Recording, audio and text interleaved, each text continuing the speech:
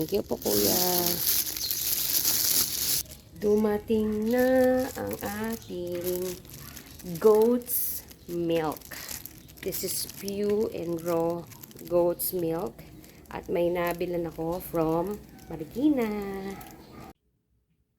Today ay ang topic natin ay itong gatas. So, ubos ko na ang aking gatas for today. Before, hindi talaga ako masyadong mahilig sa gatas.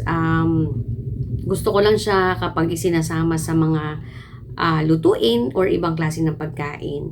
But then, nung nagpunta kami sa Tagaytay and in-educate kami ng aming doctors how important milk is sa aking healing at sa aking diet, doon ko na-realize na kailangan ko nang uminom ng gatas.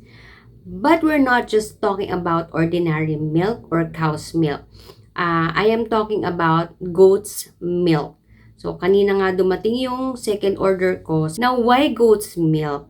Well, aside from the benefits of goat's milk over cow's milk, like, mas mataas ito sa protein, reduces inflammation, mas okay ito when it comes to digestion. Kaya nga yung mga iba na may lactose intolerance, goat's milk ang iniinom nila instead of cow's milk. Aside from those benefits, meron din pagkakaiba when it comes to protein ang goat's milk sa cow's milk. Well, originally, ang cow's milk talaga, like thousands of years ago, meron itong tinatawag na A2 casein, which is the original healthy protein. Kaya lang through the years, because of genetic mutation, dahil kailangan silang i-produce commercially, naging A1 casein na ang kanilang protein.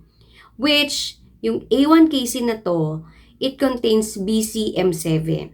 And this BCM7 ay directly linked sa cancer, other diseases, digestive issues, and nakakapag-increase din ito ng inflammation.